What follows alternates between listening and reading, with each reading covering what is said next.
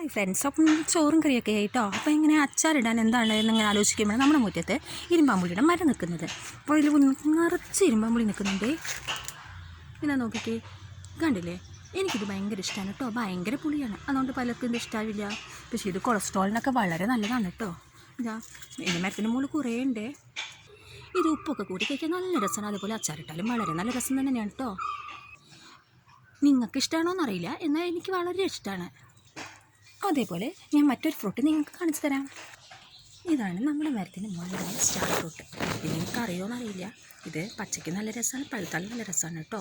ഇത് ചിലവർക്ക് ഇഷ്ടപ്പെട്ടോളുന്നില്ല, എന്നാലൊരു ഇതിൻ്റെ മധുരം എനിക്കിഷ്ടമാണ്. പിന്നെ ഈ മരം നോക്കിക്കേ, ഞാനൊരു ചട്ടിയിൽ വെച്ചതാണ്. ഇപ്പോൾ വളർന്ന് ഏതുവരെ എത്തി